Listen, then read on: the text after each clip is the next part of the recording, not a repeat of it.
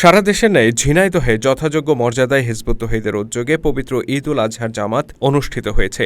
শনিবার সকাল ৮টায় ঝিনাইদহের মহেশপুরে এই জামাত অনুষ্ঠিত হয়। ঈদের জামাতে খুতবা পাঠ ও ইমামতি করেন ঝিনাইদহ জেলা হিজবুত তৌহিদের সভাপতি মোহাম্মদ আজমল হোসাইন। খুতবায় তিনি বলেন, শুধুমাত্র পশু কোরবানি নয়, একই সাথে নিজের ভেতরের পশুকেও কোরবানি দিতে হবে। সকল কাজে ইবলিসের প্ররোচনা থেকে আমাদেরকে মুক্ত থাকতে হবে এবং নিজেদের জীবন ও সম্পদ কোরবানি করে আল্লাহর সত্য দিন প্রতিষ্ঠায় সংগ্রাম করে যেতে হবে। তাহলেই কেবল আল্লাহর নৈকট্য লাভ সম্ভব হবে। ঈদের জামাতে শত শত পুরুষ মুসল্লির পাশাপাশি নারীদেরও স্বতঃস্ফূর্ত অংশগ্রহণ ছিল। নারী, শিশু, বৃদ্ধ, যুবক সকল বয়সী মানুষের অংশগ্রহণে ঈদগাহ ময়দানে এক আনন্দ ঘন পরিবেশ সৃষ্টি হয়। ঈদের জামাত শেষে সকলের উদ্দেশ্যে বক্তব্য রাখেন মহেশপুর থানা হিজবুত তৌহিদের সভাপতি বিল্লাল হোসেন, নাটিমা অঞ্চলের আমির হারুন রশিদ, জেলা দপ্তর সম্পাদক মুজিবুর রহমান, শিক্ষা ও প্রশিক্ষণ বিষয়ক সম্পাদক উজ্জ্বল হোসেন প্রমুখ।